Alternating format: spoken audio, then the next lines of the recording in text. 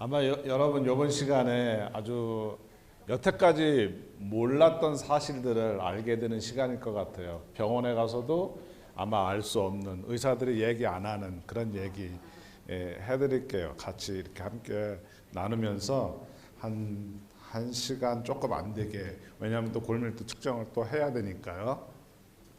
먼저 이 칼슘 하면 뼈 이렇게라고 생각을 하시죠. 대부분 칼슘 뼈, 그렇죠?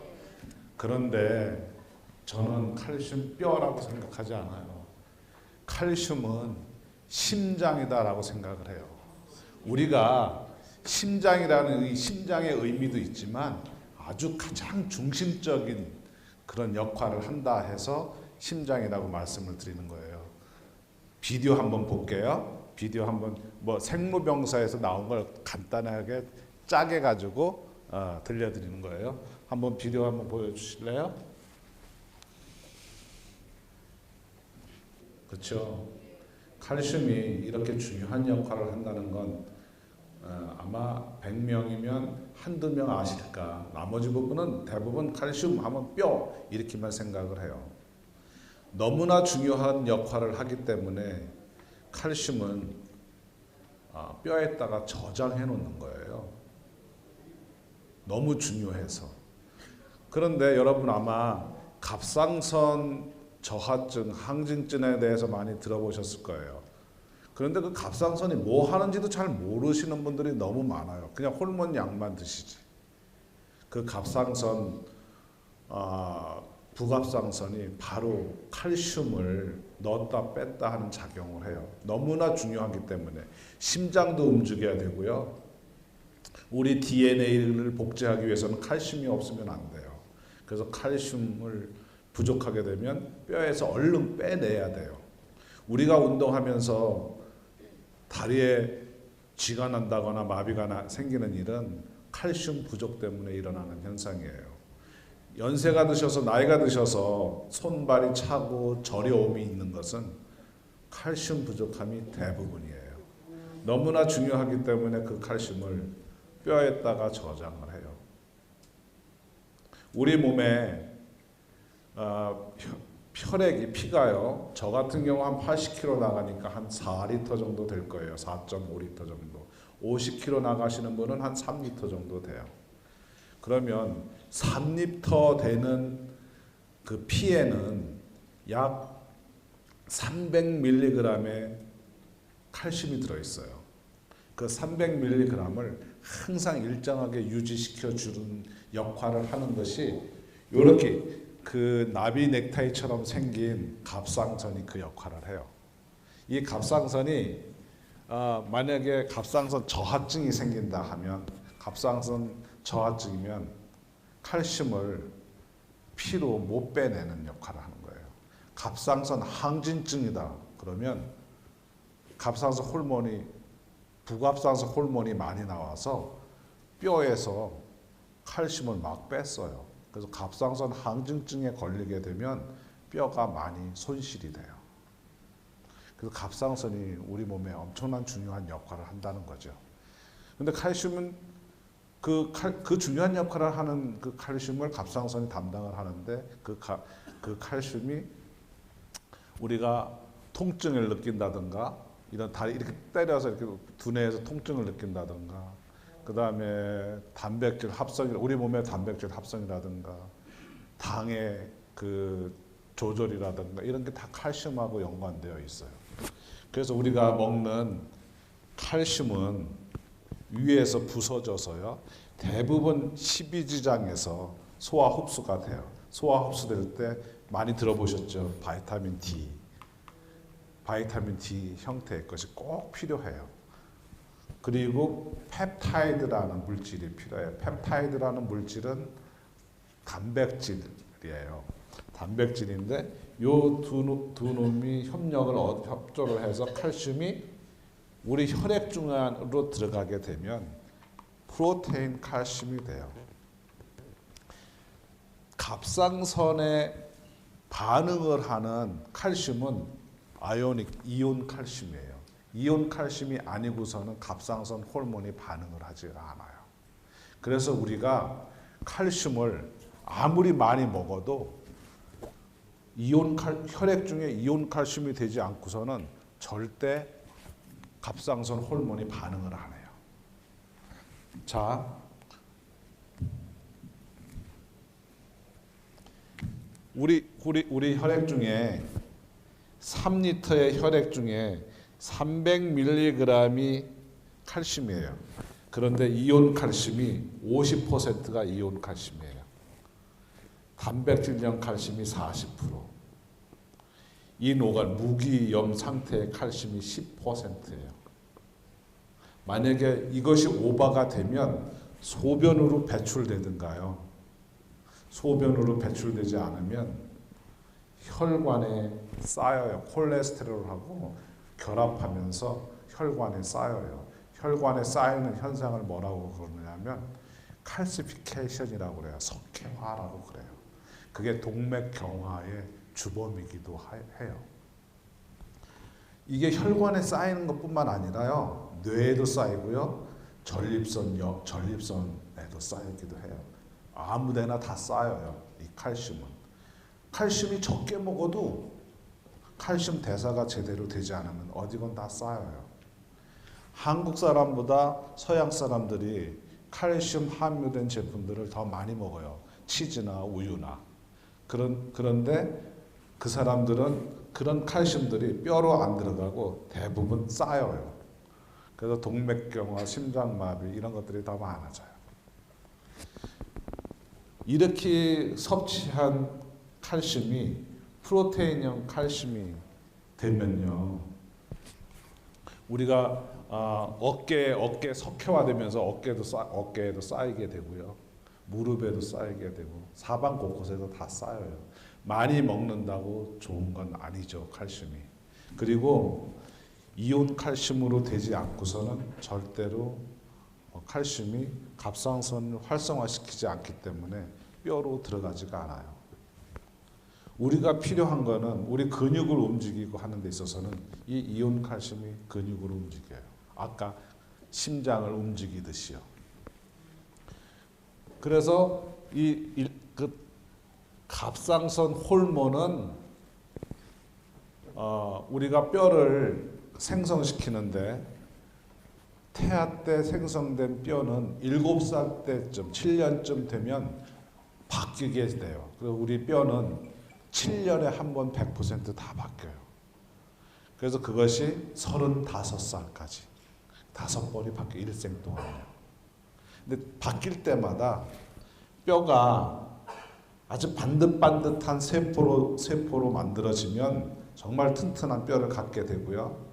바뀔 때마다 부실한 섭식 생활을 한다거나 운동을 못한다거나 할 경우에는 부실한 뼈 세포가 생기게 되는 거죠. 그게 40살에서 45살까지 그렇게 돼요. 그래서 꽉 차는 거죠. 우리 인생에 있어서의 뼈는.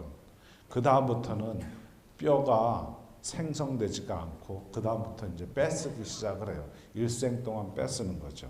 여자분들은 폐경이 되면 3%에서 5%씩 빠지고 남자는 1%씩 빠지게 돼요.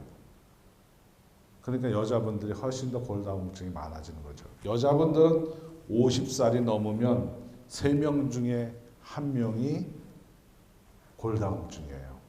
남자분들은 5명 중에 1명이 골다공증이에요. 이것은 10년 전에 이랬어요. 그런데 얼마 전에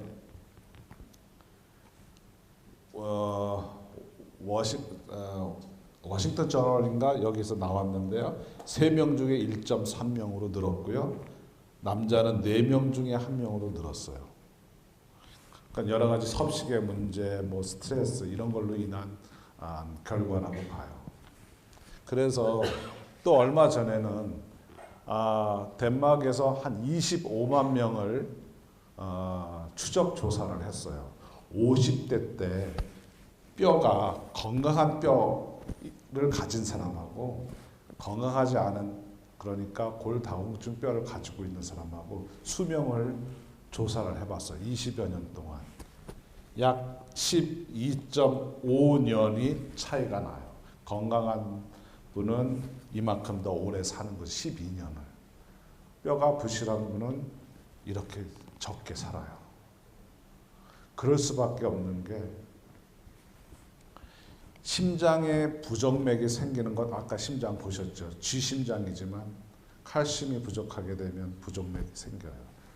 제대로 펌프질을 제대로 못한다는 거죠. 제대로 펌프질을 못할 때 우리 곳곳에 세포 내 산소 공급은 줄어드는 거죠. 정상적인 우리 그 세포에는 정상적인 세포에 칼슘이 100이 들었다면요, 암 세포는 1밖에 안 들어있어요. 그래서 칼슘만 잘 공급하고 칼슘을 잘 대사토록 하게 만들면 암 세포도 없어져요. 암 세포는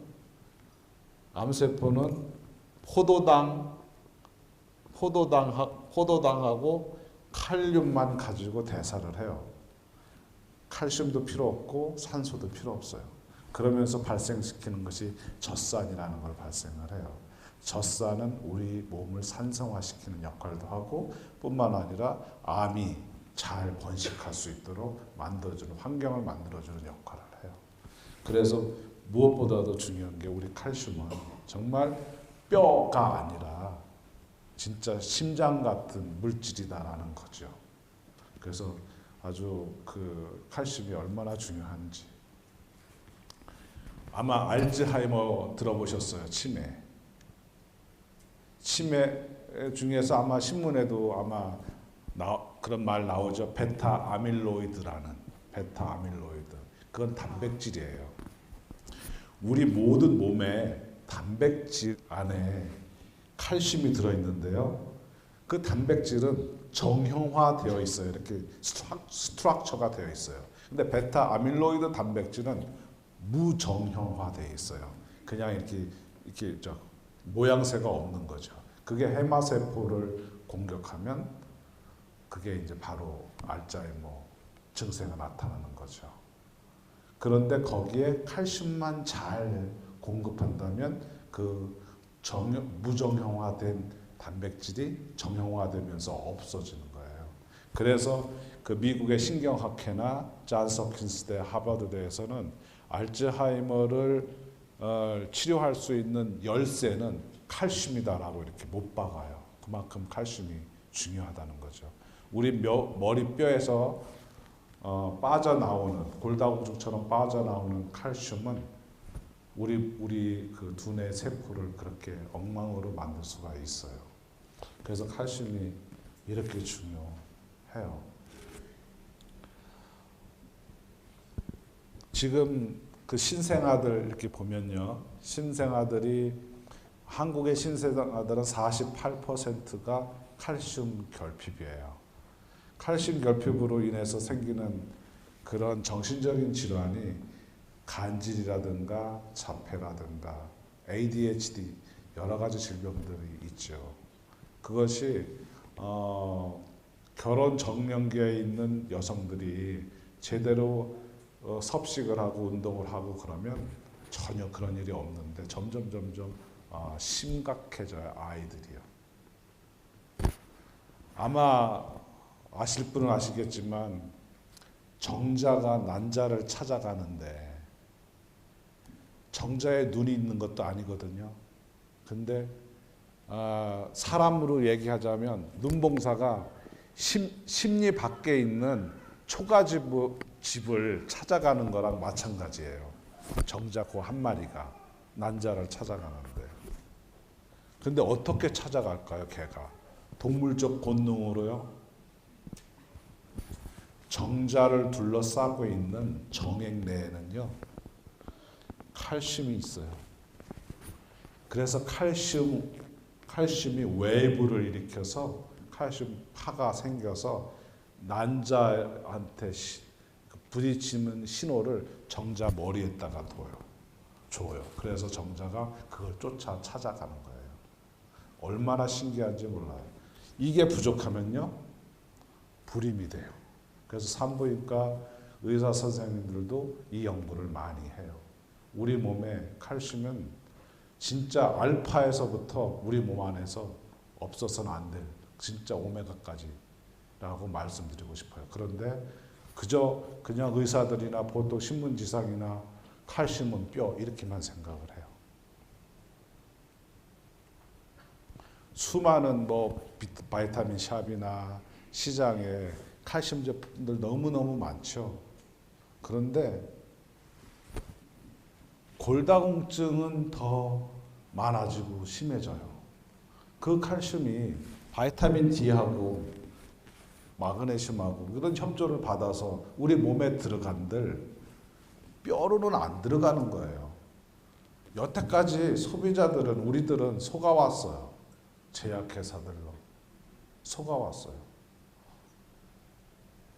만약에 그 1000mg 타블렛 이만한 걸 하나 먹잖아요. 1000mg짜리.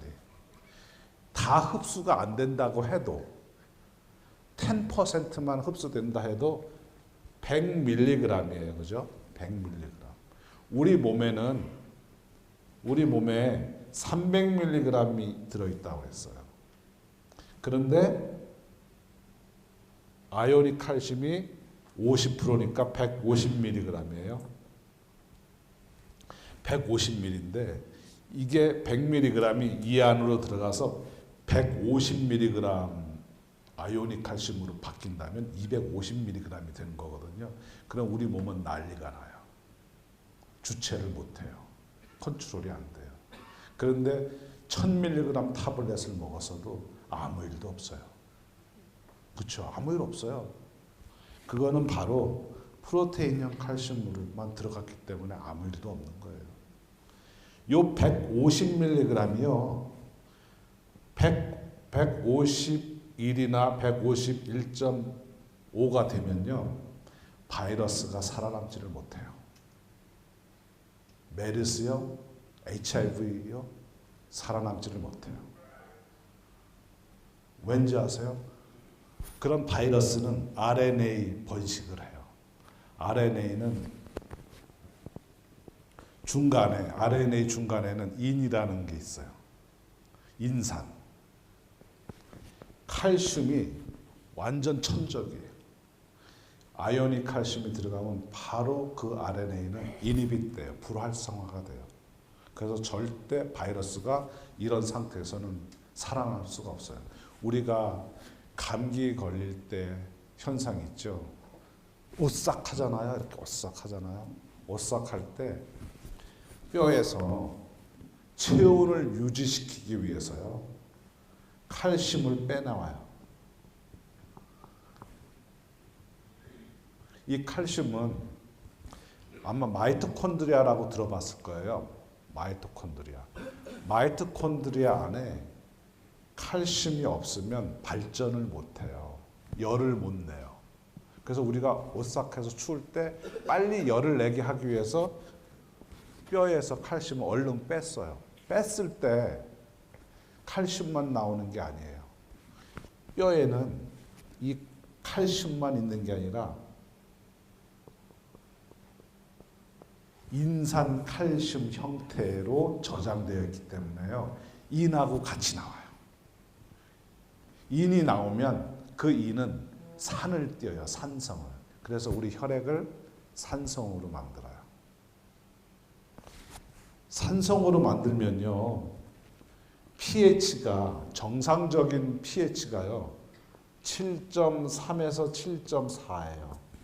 7.3에서 7.4일 때 헤모글로빈이 극대화되면서 우리 허파에서 산소를 제일 많이 받아들여요. pH가 떨어지면 떨어질수록요. 암 환자분 같은 경우는 60% 정도밖에 산소를 공급받지 못해요.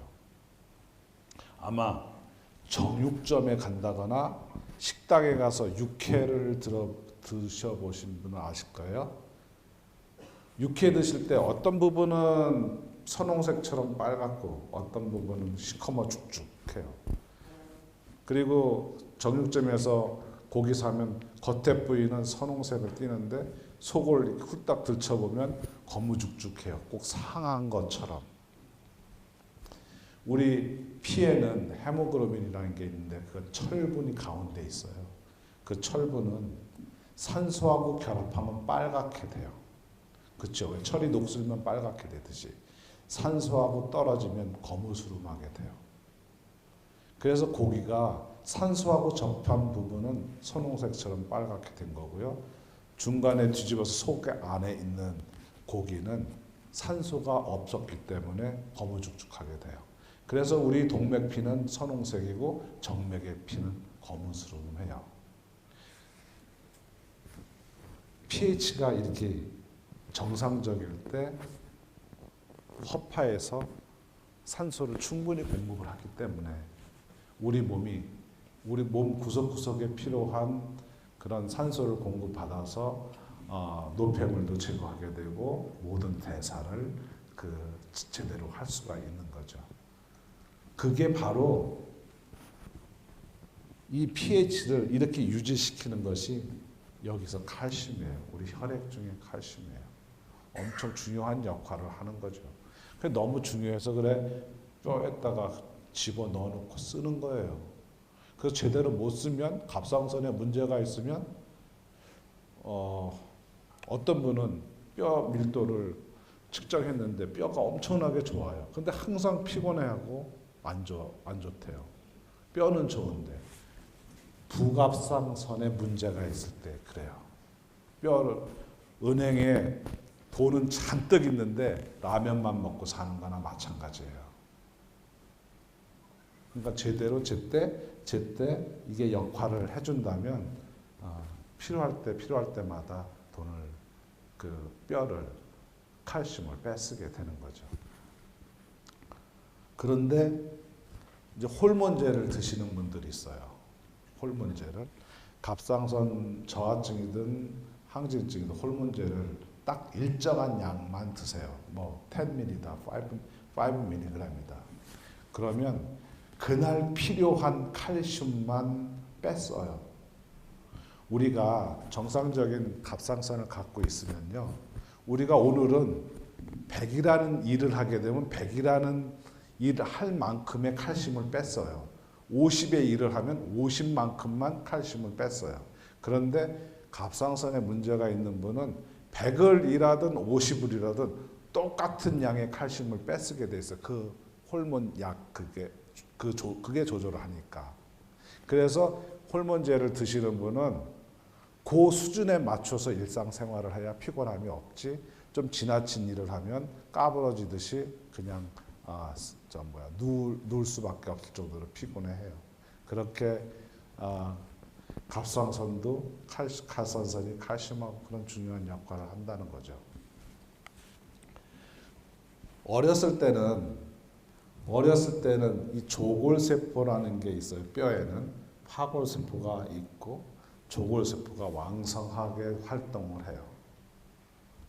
그러면서 40, 45 이렇게 될 때는 그다음부터는 이제 칼슘을 먹게 돼도 흡수가 안 되니까 파골세포가 활성화되는 거죠. 하루에 성인인 경우에는 한 700mg의 칼슘이 필요해요. 아침부터 잘 때까지. 그리고 잠잘 때도 아주 최소한의 칼슘이 필요하죠. 그런데 아침 건너뛰고 점심 건너뛰고 저녁을 잔뜩 먹었다고 쳐요. 아침 점심을 건너뛰면 아침 점심에 필요한 칼슘은 뼈에서 갖다 써요.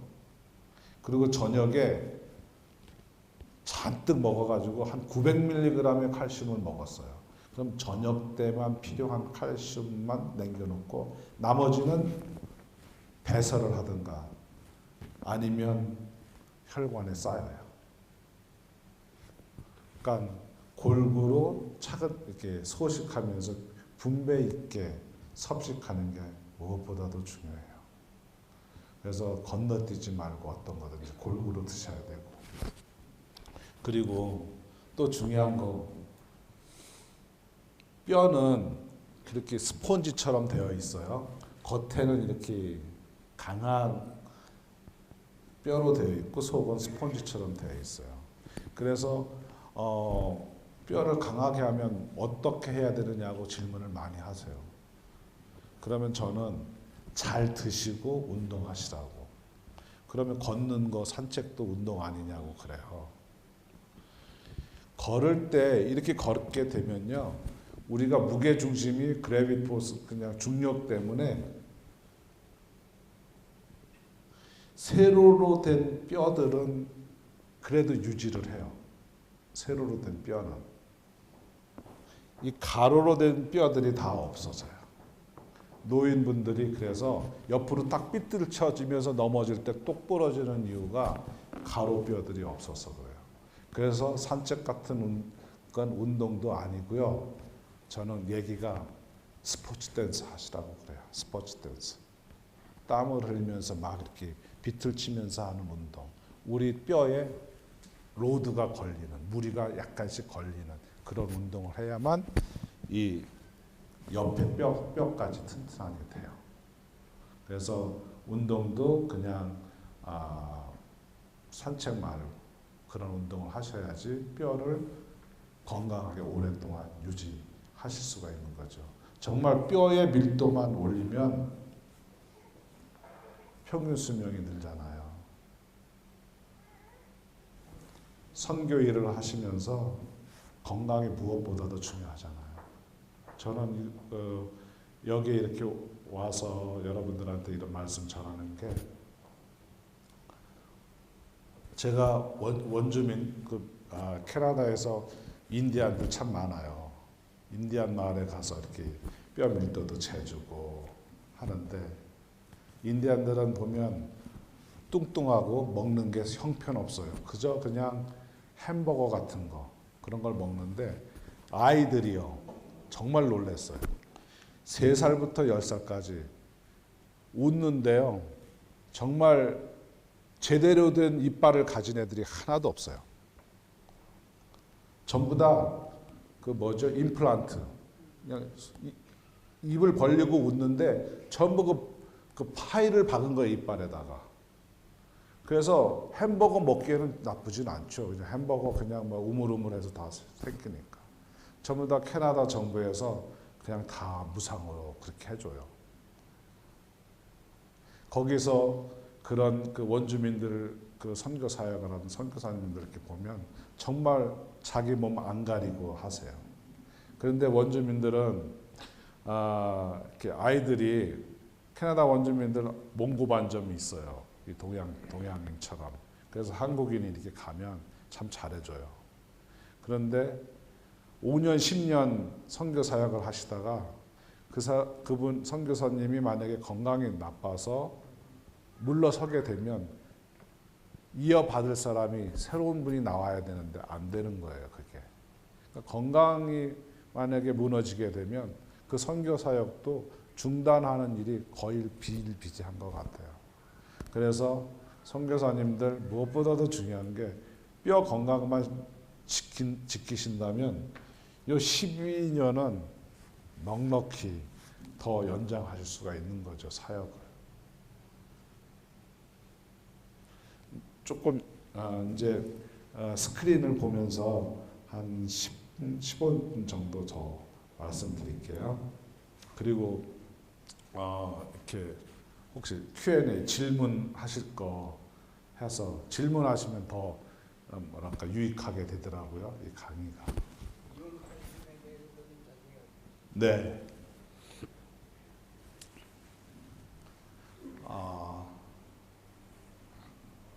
조금 넘겨보세요.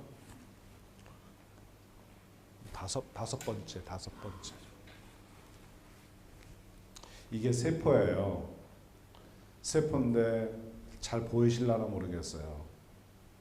모든 부분에 저 CA라고 쓰여 있는 게 다 칼슘이거든요. CA가. 저 세포 안에 칼슘이 없게 되면 우리 세포가 제대로 작동하지가 않아요. 그래서 없을 때마다 뼈에 있는 칼슘을 빨리빨리 빼쓰는 거예요. 그런데 뼈에 있는 칼슘을 빼쓰다 보니까 인도 같이 빠져나오게 되잖아요. 이는요,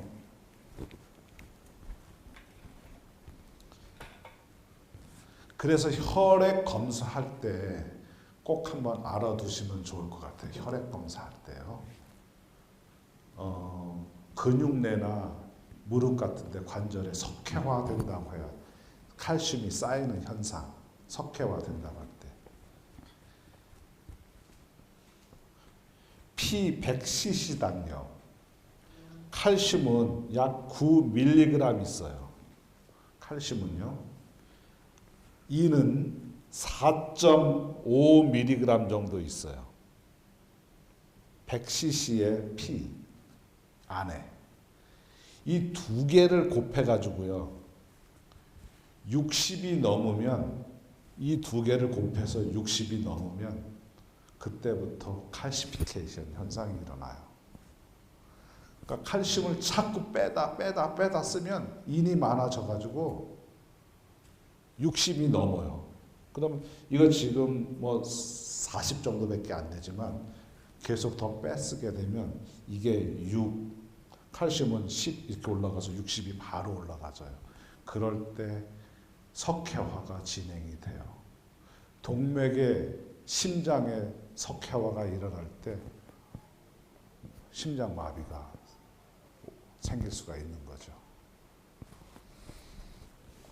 일곱 번째 것 한번 봤어요. 아까 심장 근육, 심장 뛰는 거 보셨죠? 제가 실험을 한번 해봤어요. 그냥 근육 세포를 띄어서. 그래서 현미경으로 찍은 거예요. 한 방울, 아주 미세하게 한 방울 칼슘 방울 떨어뜨리니까 바로 저렇게 변해요. 적외선 촬영한 거예요. 40초 만에. 칼슘이 조금만 있으면, 그러니까 우리 몸이 칼슘하고 연관되어 있지 않는 질병이 거의 없어요. 한 150여 가지 돼요. 한번 여러분 질병 이름 한 50가지 대봐요. 다 될 수 있나요? 못 돼요. 암서부터 당뇨, 혈압, 전립선 다 칼슘하고 연결되어 있어요. 구글에 한번 쳐보시면 다 그렇게 중요하게 나와요. 넘겨보세요.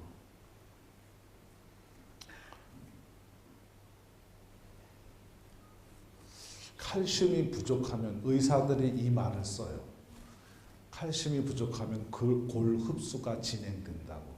그래서 골 흡수가 진행된다는 뜻은 이렇게 잘못 이렇게 생각을 하면 골 흡수된다. 그러면 뼈가 이렇게 골을 흡수하나 그럼 뼈가 튼튼해지나 이렇게 생각할 수가 있어요. 근데 반대로 생각을 하는 거예요.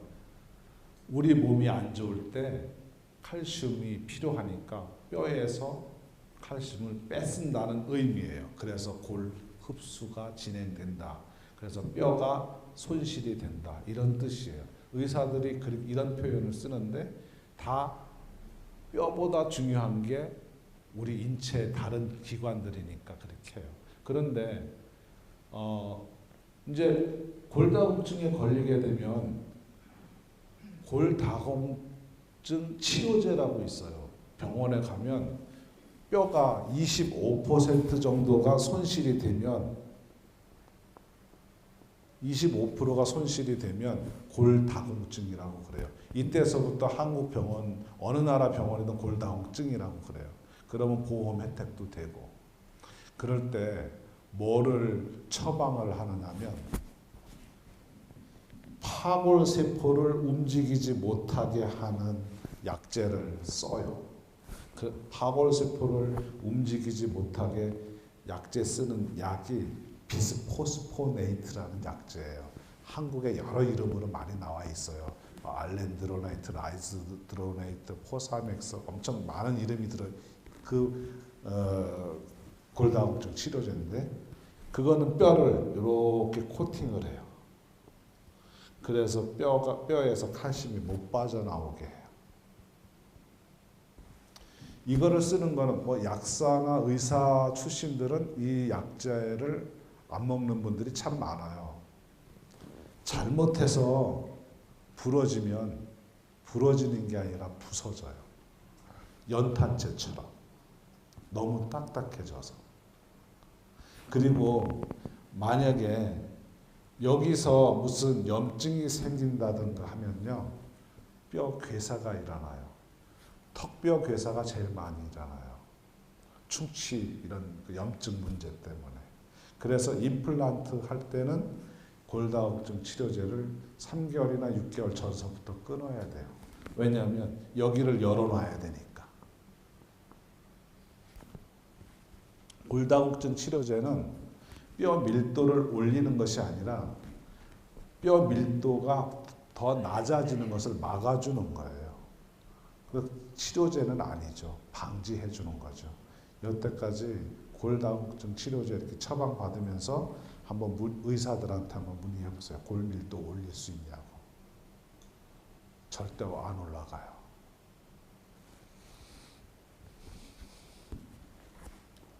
계속 올려보세요.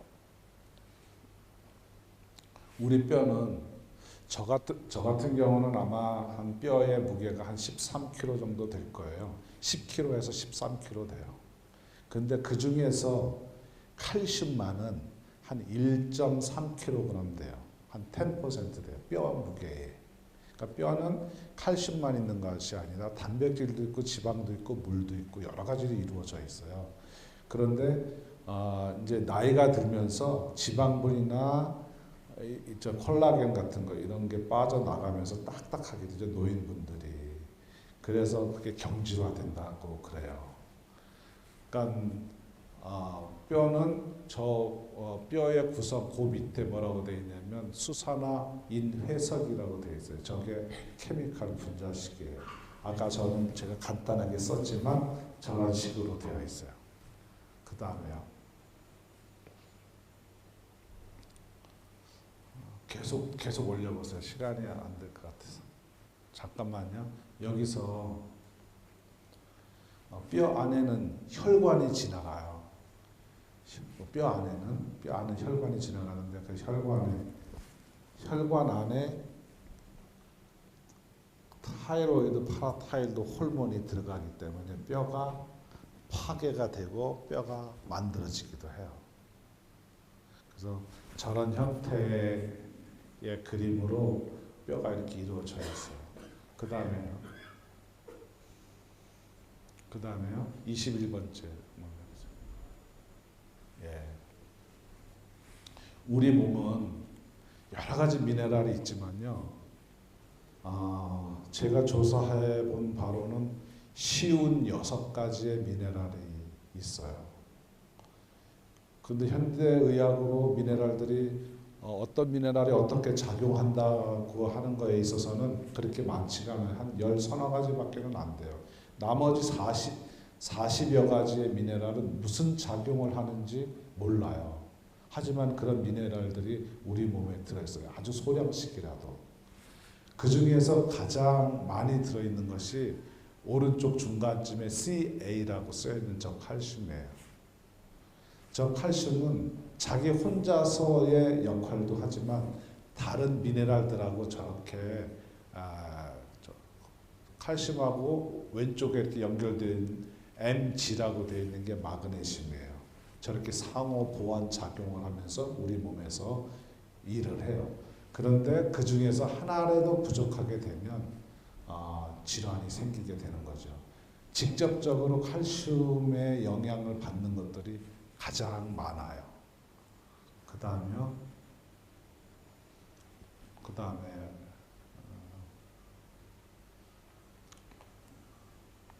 제가 한 10여 년 전부터 칼슘을 이렇게 연구를 하면서 어떻게 하면 아까 질문하셨잖아요. 이 이온 칼슘으로 들어가게 할 수 없을까? 우리 몸에.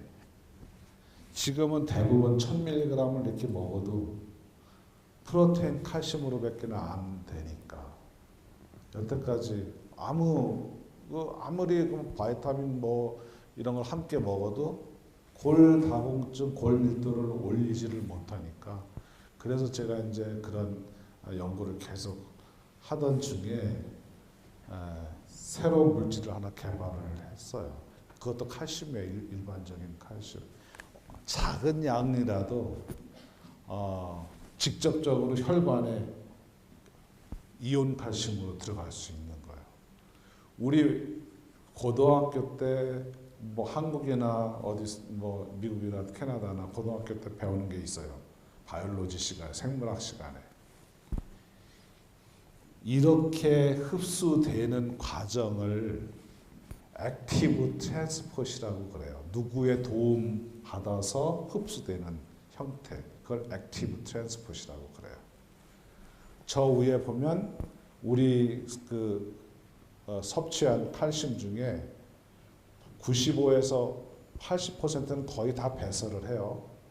나머지 5에서 10%는 십이지장에서 흡수가 되고, 그 십이지장에서 흡수되는 것이 이 과정인데, 이거를 액티브 트랜스포트라고 해요. 그 다음에 한 가지가 더 있어요. 1에서 3%는 패시브 트랜스포트라는 게 있어요.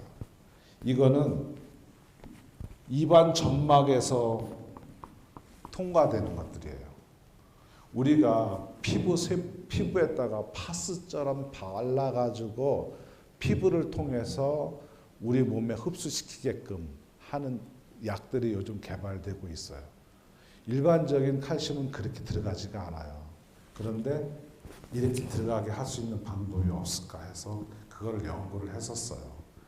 그래, 그거를 가지고 동물 실험도 하고 사람한테도 주니까 임상을 하니까 뼈 밀도가 올라가는 거예요. 나이에 관계없이. 그걸 가지고 패시브 트랜스포트라고 그래요.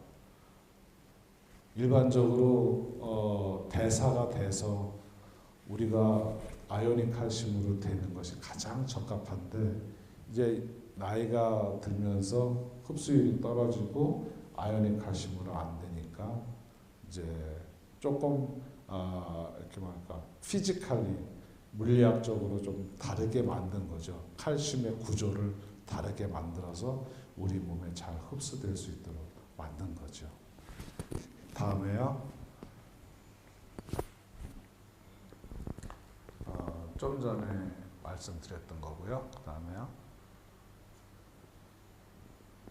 저기 나이별 칼슘 흡수율이 있어요. 이게 뭐 절대적이지는 않지만 동물 중에서 칼슘 대사가 제일 잘 되는 게 달걀, 알을 낳는 조류예요. 조류는 90% 이상 칼슘을 다 흡수를 해요. 근데 우리 사람은 영아 때, 아기 때는 60%지만 70대 되면 5%에서 10%예요. 5%에서 10%짜리가 이걸로 된다면 얼마나 그래도 좋겠어요. 안 되니까 문제인 거죠. 그래서 그날 오늘 700ml가 필요한데 만약에 700ml를 먹지 못하면 허기지잖아요. 그러면 이 뼈에서 뺏쓰는데, 그래 노인 어르신들 보면 밥심으로 산다는 말이 있잖아요. 그날 아침서부터 저녁까지 칼슘 공급, 다른 영양소 공급들이 제때 안 되면 우리 몸은 제대로 작동하지가 않아요. 움직일 수도 없고. 그래서 밥심으로 산다는 말이 거기서 나왔지 않았나 싶어요. 그 다음에요.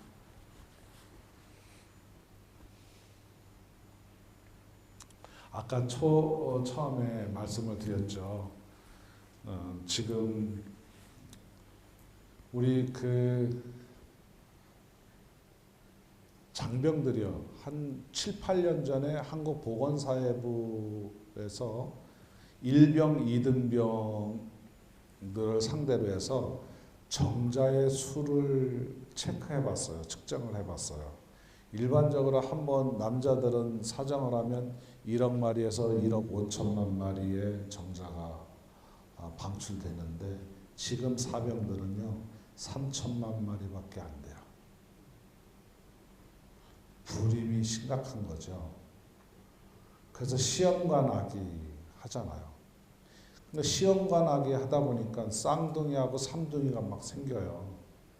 그럴 수밖에 없죠. 난자가 여럿 있는 데다가 정자를 이렇게 부어 보니까. 지금 현재 젊은이들이 그런 칼슘으로 인해서 그런 DNA 복제나 이런 것이 비정상적으로 되다 보니까 정자 생산성도 떨어지는 거예요. 그래서 그로 인해서 태어나는 아이들조차 점점 이 박야가도 많아지고 또 정신 지체야도 많아지고 또 정신적으로 ADHD 같은 그런 것들도 많아지고 심각한 수준인 것 같아요. 그 다음에요.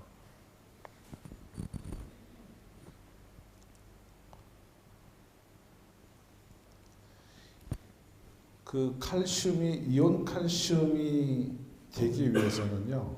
혈액이 산성화되면 이온 칼슘이 늘어나요. 근데 혈액이 산성화되면 이온 칼슘이 늘어난다는 것은 지금 뭐 텍스트북이나 뭐 이런 데 많이 나와 있는데 그거는 잘못 해석하면 산성이면 그럼 좋네 이런 뜻이 아니에요. 인하고 칼슘하고 같이 빠져나올 때 인이 산성을 띠니까 산성하에서 아연 칼슘, 이온 칼슘이 있다는 뜻일 뿐이지 산성이면 칼슘, 이온 칼슘이 많아진다는 뜻이 아니에요. 우리 체액은 약 알칼리성이어야 건강해요. 그래야만 이 이온 칼슘도 제대로 역할을 한다는 거죠. 이온 칼슘만 있어야지 인이라는 게 같이 있게 되면 전혀 역할을 못해요. 그 다음에요. 그 다음에요. 아까 제가 설명드렸죠. 석회화가 되는 거는 칼슘량하고 인의 양을 곱해서 60mg이 넘으면 석회화가 돼요. 그래서 혹시 근육내나 이게 동맥이나 이런 데 석회화가 진행되는 게 혹시 있다고 하면 아마 염려가 된다면 혈액 검사할 때 칼슘량하고 인의 양을 의사한테 좀 더 체크해 봐달라고 하면 체크해 줘요. 그래서 인의 양이 많다, 칼슘량이 많다 이런 그 염려를 해야 되는 거죠. 다음에요.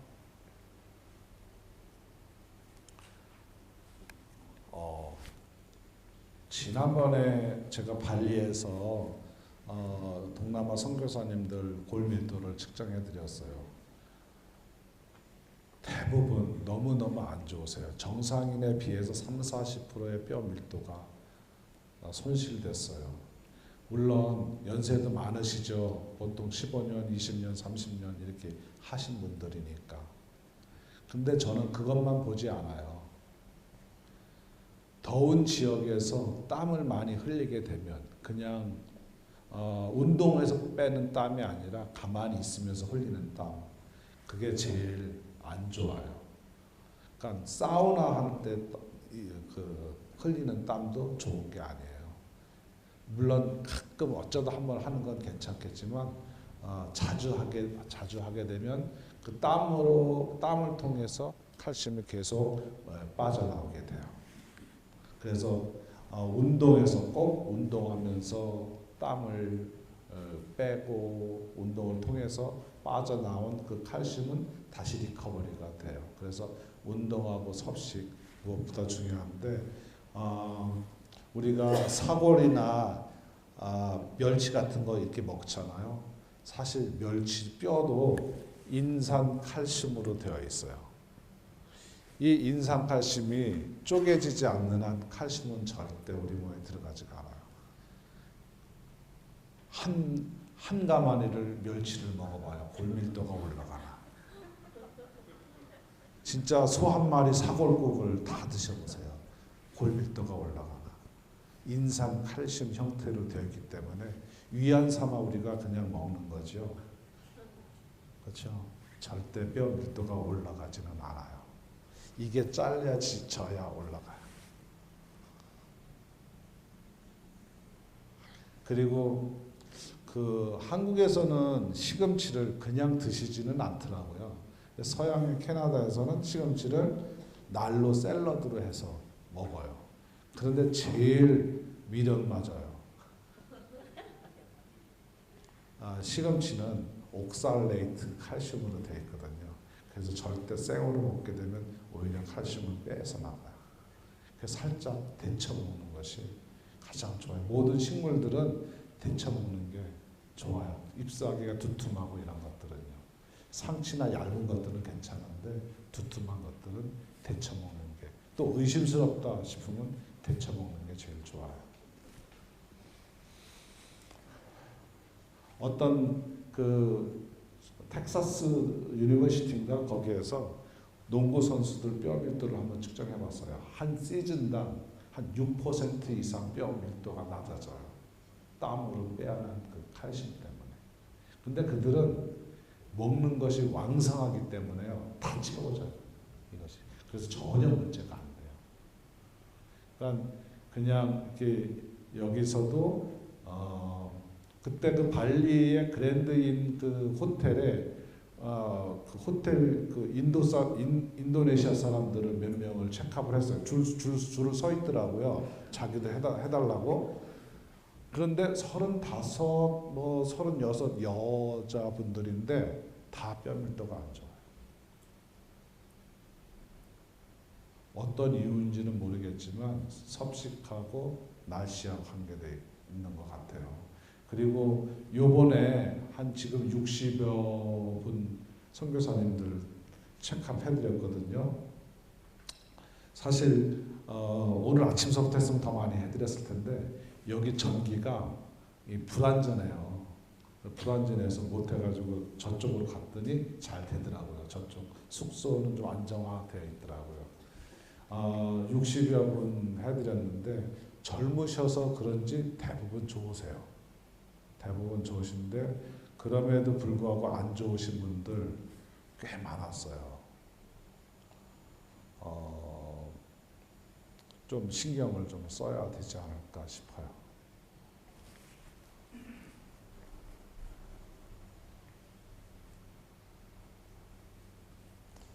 암이 걸리면요, 그 암세포에서 요 파라타이로이드에서 발생하는 부갑상선 호르몬 비스무리한 놈이 나와요.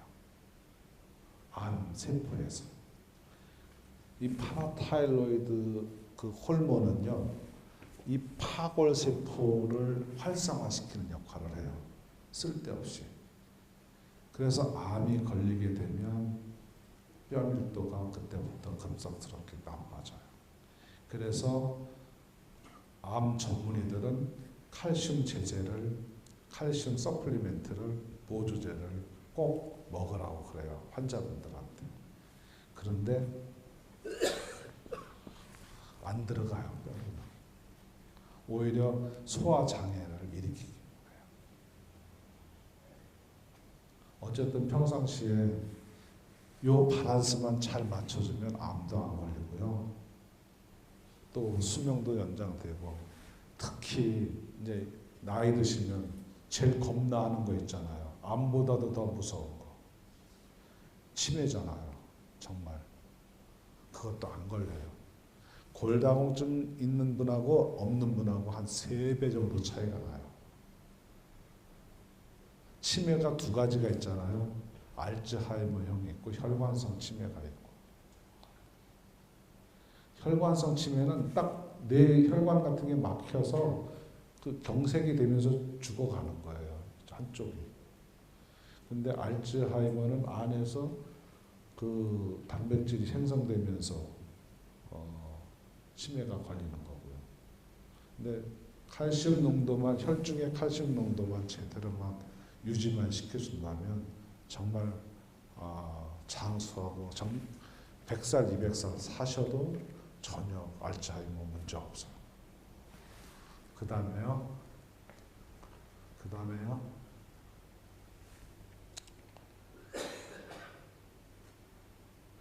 그 생리통도 칼슘 레벨만 딱 맞춰주면 없어져요. 뭐 별의별거 뭐 많은 약들이 있는데 제가 이렇게 임상을 해보니까 칼슘 레벨만 딱 높여주면 생리통 같은 거 없어져요. 신기해요, 참.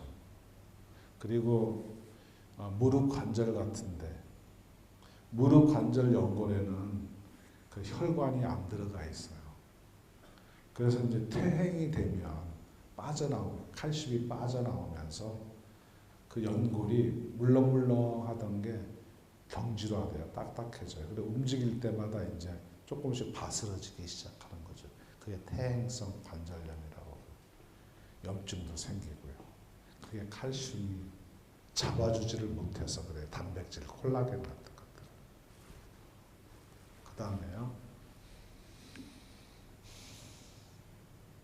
칼슘이 과잉이라는 저 얘기는 혈중의 과잉이라는 뜻이에요. 혈중에 칼슘이 부족한 경우는 하이포칼시미아라고 그러고요. 혈중 칼슘이 높으면 하이포칼시미아라고 그래요. 왜냐하면 갑상선 호르몬이 항진이 되면 저런 현상이 일어나요. 그리고 저하가 되면 칼슘 부족 현상이 일어나요. 그래서 저런 그 증상들이 다 나타나죠. 칼슘들이. 그래서 칼슘만 처방해도 저런 증상들은 거의 없어져요. 그러니까 엉뚱한 것들을 의사들이 처방하고 엉뚱한 약들을 처방하는 경우가 정말 허다해요. 다음이요. 뼈에 저렇게 전이 되면 칼슘이 그냥 막 이렇게 녹아나가요.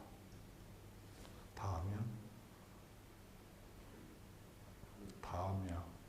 그다음 지금은 예전에는 3명 중에 1명, 남자는 5명 중에 1명 그래요. 그런데 캐나다에서 연 한 3만 명 이상이 골절을 일으켜요. 심각한 골절이요. 엉덩이나 뭐 이런 데 골절 일으키면 한 40억 불을 써요. 캐나다 정부가. 근데 수명이 80세인데요. 79세 때 부러졌다. 그러면 캐나다 정부는요. 한 사람 앞에 한 4만 불을 써요. 마찬가지일 거예요. 한국도 한 사람이 암이 걸려서 말기암 걸려서 얼마 전에 어느 분이 그러시더라고요. 3,500만 원 정도 든다고요. 그럼 그게 돌아가실 때까지 3개월에서 6개월이요. 그리고 그걸 쓰고 가시는 거예요. 골절이 그래요.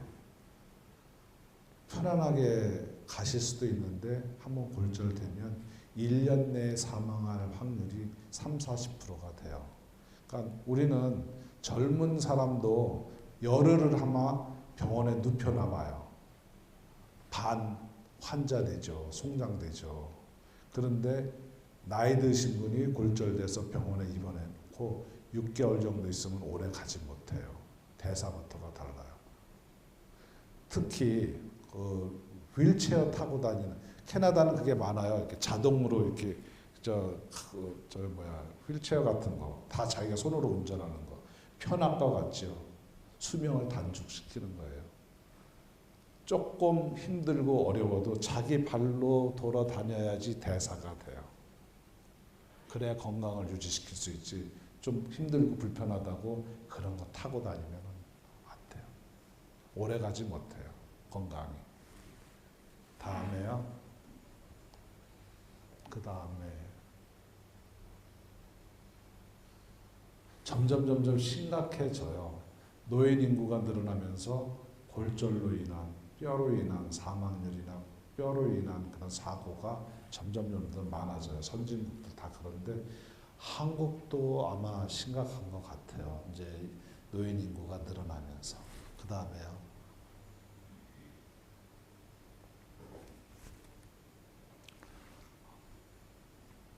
이제 거의 시간이 다 된 것 같아서요. 더 한참 더 해야 될 수 있겠지만 궁금하신 것들이 많을 것 같아서 강의는 이제 여기서 접고요. 이제 충분히 칼슘은 뼈가 아니라는 거 이 시간에 아마 아셨을 거예요. 칼슘이 어떻게 얼마나 중요한지. 그래서 그거 이번에 아셨으면 됐고요. 이제 혹시 궁금하신 거 있으면 예. 제가 검사에서 안 좋다고 말씀하셨는데요. 네. 그러니까 그거를 개선하려면은 네. 음식을 뭐 먹지 말아야 된다든가 어떤 걸 좀 먹어야 된다든가 어떤 운동을 해야 된다든가 이런 거. 음식은 가리지 말고 드셔요. 정말로 가리지 말고 드셔요. 다만 좀 커피 같은 거, 청량음료 같은 거, 인스턴트 식품 같은 거 이런 거는 줄이고 그냥 이렇게 우리가 만들어 먹을 수 있는 거, 그다음에 고기도 드시고요. 그리고 아까 운동 말씀드렸잖아요. 산책보다는 꼭 좀 이렇게 무리가 하더라도 스포츠 댄스처럼 그 서양 사람들은 많이 해요. 부부지간에 이렇게 막 모여서 이렇게 스포츠 댄스들 이렇게 좋아해요. 제가 매일 조깅하는데 그건 뛰는 거. 뛰는 거 좋죠. 뛰는 거 다른데 무릎이나 이런데 큰 무리가 안 간다면 뛰는 거 괜찮아요. 오히려 수영 뭐 좋다 이렇게 하지만 수영은 관절에는 도움이 될지 모르지만 뼈에는 큰 도움이 안 돼. 뼈 건강에는 큰 도움이 안 돼. 그런 커피나 차나 다 마찬가지로 카페인이 들어있는 것은 우리가 알코올을 먹잖아요. 술을 먹게 되면 술은 산소를 많이 필요로 해요. 분해를 시키려면. 그때 칼슘이 있어야 돼요. 그래야 술이 분해가 돼요. 그러니까 화학 물질이 우리 몸에 들어가면 그거를 분해하기 위해서 칼슘이나 다른 바이타민, 미네랄들이 필요해요. 그래서 화학 물질이 들어있는 대부분 뭐 이렇게 튀긴 거라든가 또 우리가 제과점에서 컨펙셔너리 제과 회사에서 만들어내는 그런 그 제품들에는 전부 다 방부제 같은 것들이 다 들어 있어요. 그렇기 때문에 가급적이면은 그냥 집에 있는 음식들, 시장에서 이렇게 요리해서 드실 수 있는 음식들이 건강에 제일 좋은 것 같아요. 녹차는 그게 별로 아닙니까? 녹차도 카페인이 들어있기 때문에 칼슘을 흡수하는데 방해하는 역할을 해요. 한두 잔 이런 거는 괜찮아요. 네. 이제 부부들이 부부관계를 할 때 이 칼슘이 빠져나갈 거 아니에요? 네. 건강 수술한 사람과 안 한 사람 중에 그 연구 결과 어떤요? 뭐? 아까 그 종자에 칼슘 많다. 네. 부부관계를 안 하는 게 좋지 않냐 이런.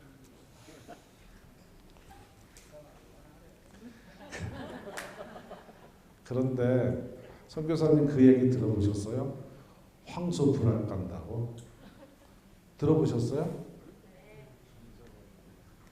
그 거세를 하면 그 살이 찌고 더 이렇게 비대해져요.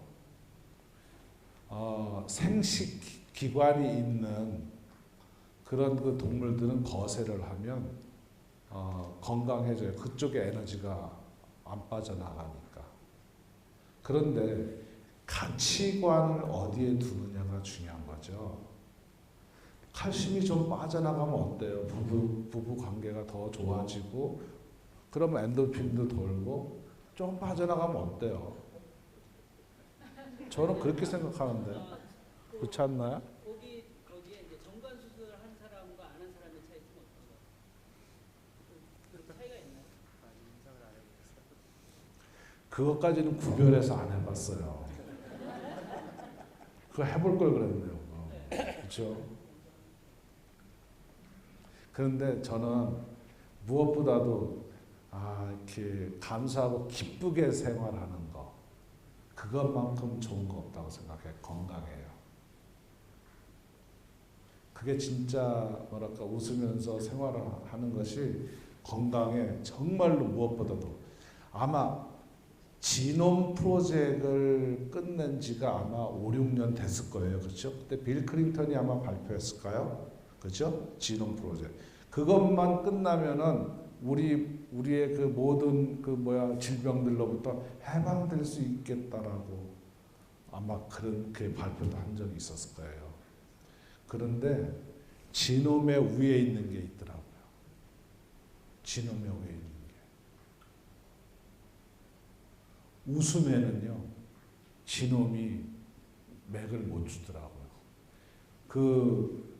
우리 유전자들이 나쁜 뭐라 그럴까, 몇 년 후에 그 지놈으로 인해서 몇 년 후에 간암이 걸릴 거다, 유방암이 걸릴 거다, 이렇게 판단하잖아요. 그래서 안젤리나 졸리는 그냥 다 드러내고 유방까지 다 드러냈잖아요. 유전자 검사를 해보니까 그것도 위험스럽다 이래가지고. 그런데요, 우승 앞에는 못 당하더라고요. 견뎌내더라고요. 감사하고 그런 마음으로 살면요, 정말 나쁜 것이 좋게 되더라고요. 제가 여러 이런 뭐라 그럴까, 제가 11년 전에 간증한 11년 전에 실험하다가 폭발을 한 적이 있었어요. 온 몸에 상처 투성이에요.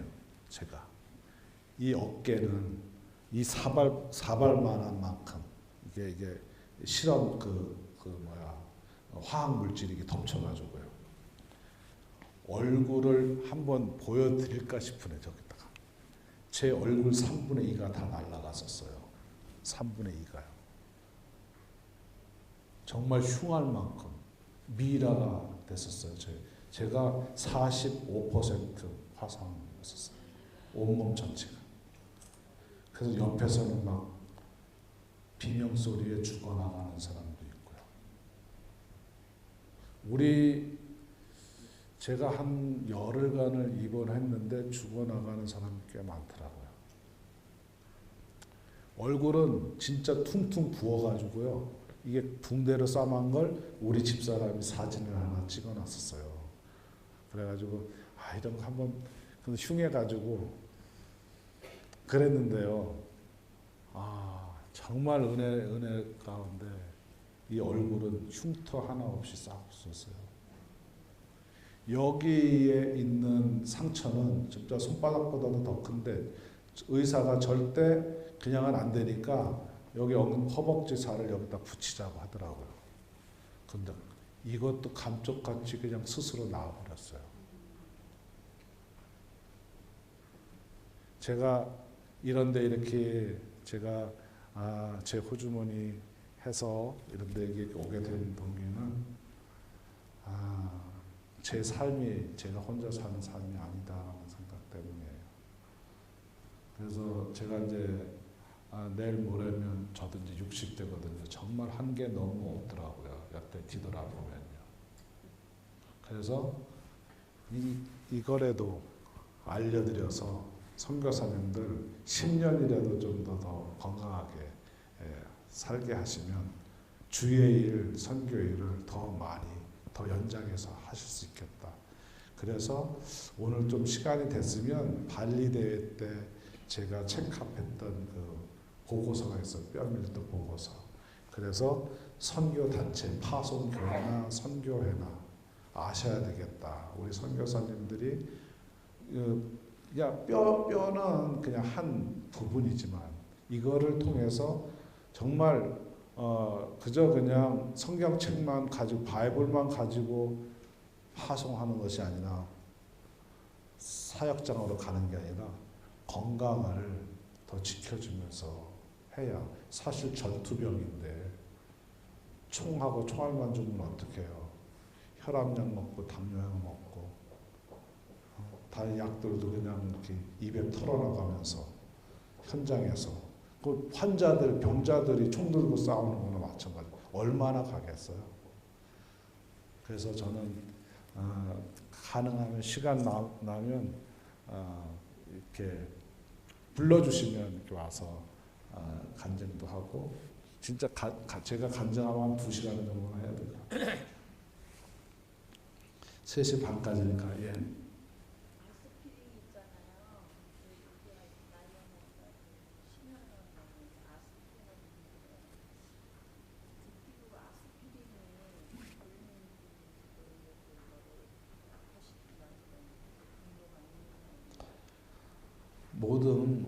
화학 물질들은요, 모든 약들은 양면성이 있어요.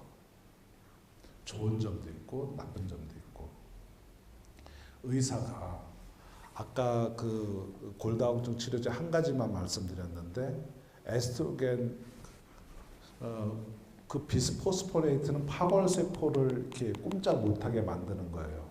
그래서 문제가 생기니까 그럼 이 파골세포를 그냥 냅두고 조골세포를 활성화시키면 뼈 밀도가 올라가지 않겠나 해서 개발을 한 게 에스트로겐 수용체, 에스트로겐 호르몬 가지고 만든 그 골다공증 치료제예요.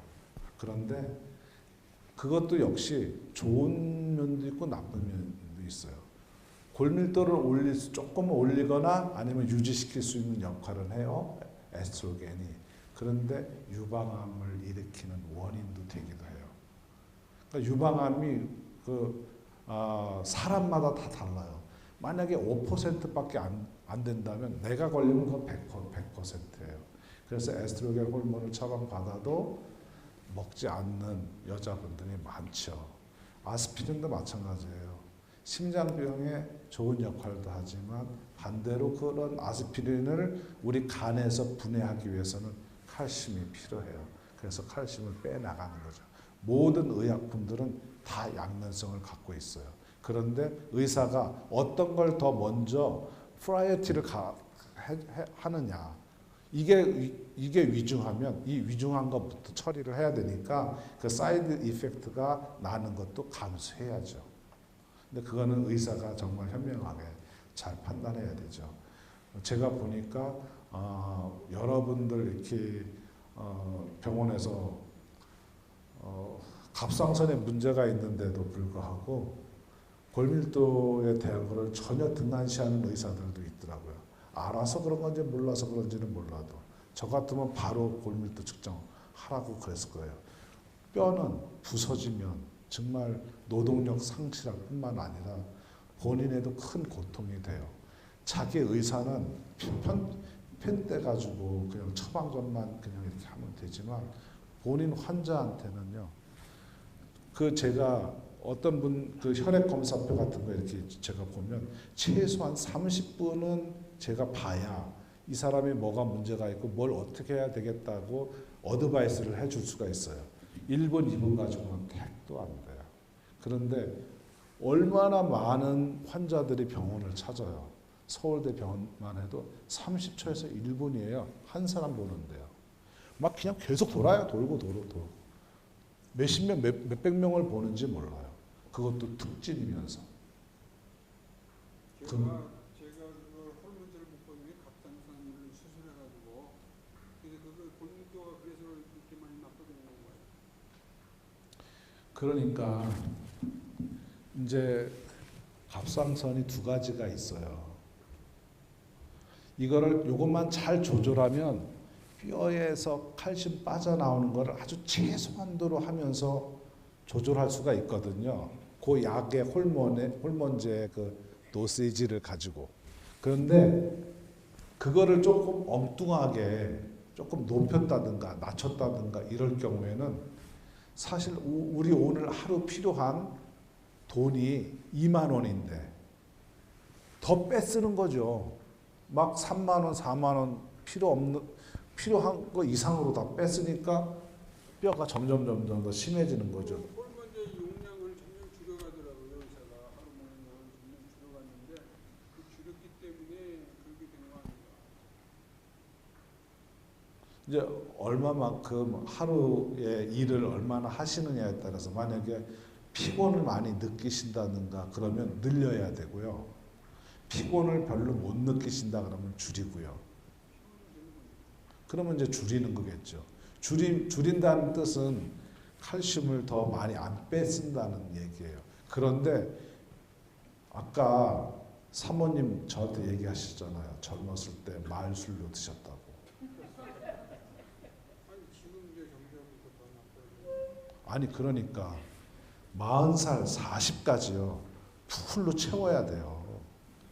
쫀쫀한 벽돌을 싸가듯이 채워야 되는데 선교사님은 젊으셨을 때 그냥 엉성엉성한 것들을 그냥 쌓아 두셨던 거예요. 그 지금 이제 뺏으시니까 그냥 더 이렇게 많이 비이는 거죠. 그래 제가 그 1월 달에 그 미국 동부를 가서 주류 이 도매상들 사장들을 전부 다 뼈 밀도를 측정해 줬어요. 완전히 이 사람들 촌뱅이들이잖아요. 위스키다 뭐다 뭐 그냥 엄청 먹어대요. 뭐 뼈 밀도 정말 사정없이 나쁘더라고요. 마이너스 3.8, 4, 마이너스 4.2. 마이너스 4.2라는 뜻은요. 42% 이상 없다는 뜻이에요. 그냥 속이 그냥 다 빈 거죠. 술 많이 드시면 각오하셔야 돼요. 예. 그 칼슘 보조제 섭취가 말씀하신 것대로라면 흡수가 안 된다면은 뼈에서 가능한 적게 꼭 필요한 것만 뺐을 수 있도록 식생활이나 좀 칼슘 보조제 섭취를 어떤 식으로 관리를 해줘야 돼요? 저는 칼슘 보조제는 그냥 가베지라고 쓰레기라고 얘기를 해요. 절대 안 드시는 것이 오히려 몸에 도움이 된다. 음식물을 통해서 드시는 것이 가장 바람직하다라고 해요. 예로서 어떻게 이제 만약에 뭐 시금치다, 치즈다 이런 거 드시잖아요. 그리고서 바로 운동을 하시면 그게 뼈에서 빠져나오는 거는 다 막아요. 그게 다 그날 필요한 칼슘을 그게 다 써요. 그런데 그거 먹기만 하고 운동도 안 하고 가만히 있다 그러면 흡수가 안 되는 상태에서는 어쩔 수 없이 또 뺐을 수밖에 없어요. 음식을 통해서 천연 칼슘을 섭취하면서 운동을 같이 병행하는 것이 가장 좋은 방법이에요. 최고의 베스트 웨이예요. 식사하고 바로 해야 되나요? 아니면 1시간 정도 있다? 식사하고 바로 하게 되면 그냥 알아서 생각하셔요. 운동을 하는데요. 일주일에 한 몇 번 정도 운동? 최소한 저는 4번은 하시라고 그래요. 4번은 40분 이상. 30분이 지나야 땀이 이마에 나기 시작해요. 그 이후로 30분 정도는 더 하셔야 제 운동 효과가 있어요. 운동의 종류가 여러 가지 있을 텐데요. 아마 그 젊은층보다 50대, 60대 이렇게 갈수록 이제 어떤 운동을 그 사모님하고 그 스포츠 댄스 집에서 하세요. 저희 소는 어떻게 이렇게 뼈 밀도가 이렇게 좋은가요? 손이요? 소요, 소. 소 뼈를 보면 아주 탄탄한데 채소는 없잖아요.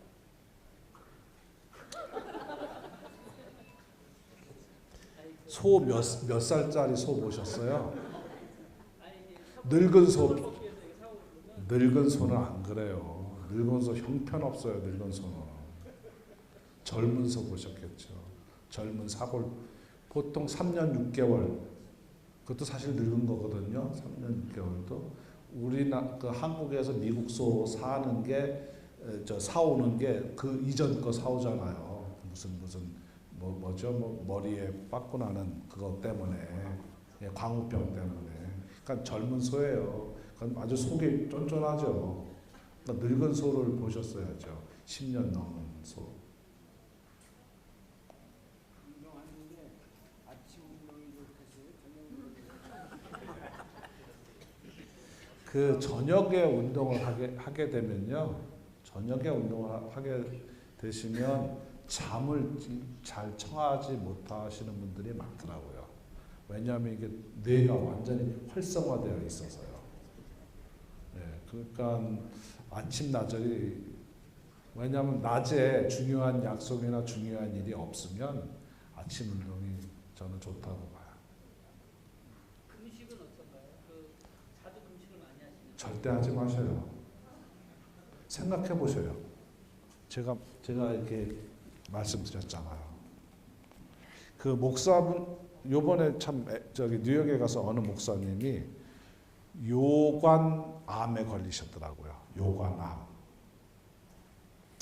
암은 금식을 하게 되면 엄청 건져요. 그러니까 금식은 체력적인 면에 있어서도 안 좋아요.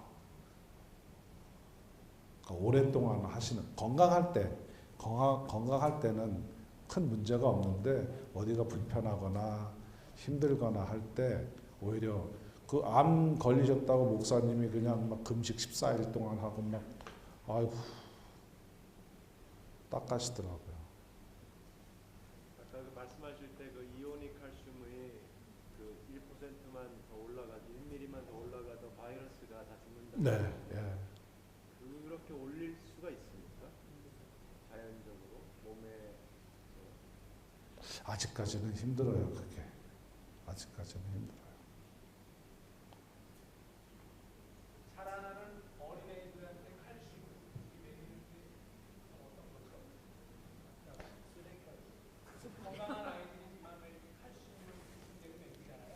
보충하면 쓰레기라고 아, 그 쓰레기라고 제가 말씀드린 거는 그 45세 어른들 한해서 그래요. 아이들은 성장기 발육에 필요한 아이들한테는 필요해요. 예, 아이들한테. 살이 빠지는 것하고 칼슘 빠지는 것하고는 달라요. 살 빠지는 거는 지방이 빠지면 칼슘하고는 관계가 없죠. 왜 하루에 식사 3끼를 선호하시죠? 예? 하루 식사를 왜 3끼를 선호하시죠? 아침, 점심, 저녁 조금씩 나누니까 이런 거 많이 그거 제가 안 정했는데요. 그거 제가 안 정했어요. 설탕이나 소금과 이게 칼슘의 관계가 있나요? 설탕이 우리 몸에 참 안 좋은 역할을 해요. 설탕이 분해되기 위해서는 칼슘이 많이 필요해요. 백설탕 같은 경우 특히 그래요. 그리고 면역 질환을 일으키는 주 원인이 될 수도 있어요. 백설탕이. 그래서 이게 연관이 있는지 모르겠지만 인도네시아에 그 물이 안 좋아서 석회질이 많이 있는 곳들이 있는데 그것과 수와 또 이게 끼는 거에 관계가 없어요.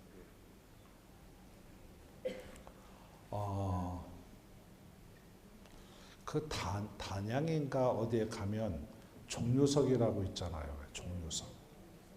그 종료석은 1, 2년에 만들어진 게 아니라 수백 년 동안 만들어졌어요. 우리 그 석회암 지대 석회수 물에는 칼슘이 함유되어 있어요. 탄산기도 있지만 칼슘이 함유되어 있어요. 그것이 공기 중에 이산화탄소하고 결합하면서 탄산 칼슘이라는 석질을 만들어요. 그게 조금씩 쌓여서 그게 거꾸로 달린 고드름이 되는 거예요. 그러니까 우리 그 독일 같은 데나 중동 지방의 석회암 지대라 그 석회수예요. 그러니까 칼슘 함량이 엄청나게 많죠. 그 칼슘은 무기염 상태의 칼슘이에요. 거기에 그 칼슘이 이오닉 칼슘으로만 된다면 별 큰 문제는 없지만 그래도 그 많은 칼슘이 이오닉 칼슘으로 된다면 문제가 되는 거죠. 프로테인형 칼슘으로 우리 몸에 들어가요. 그래서 그게 몸에서 빠져나오다가 걸리면 신장에 걸리게 되면 신장 결석이 되는 거고요. 요로의 방광에 걸리면 요로 결석이 되는 거고. 그 다음에 담석 있잖아요. 담석하고 그 또 칼슘의 그 결석하고는 달라요. 담석은 간에서 나오는 콜레스테롤이 일반 미네랄들하고 합쳐지면서 쓸개에서 결정화되는 거예요. 그래서 그거는 보기에는 돌이지만 실제는 콜레스테롤 덩어리예요. 그래서 그 콜레스테롤이 중성지방분이 많은 우리 몸에 많은 분들은 담석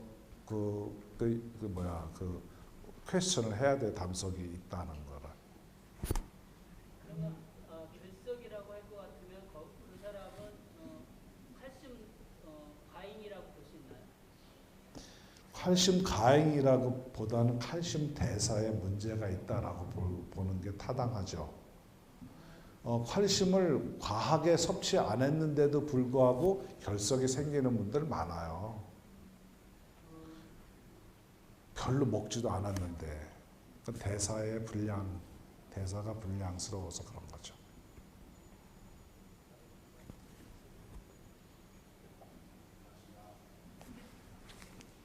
이제 3시 반 됐네요. 감사합니다.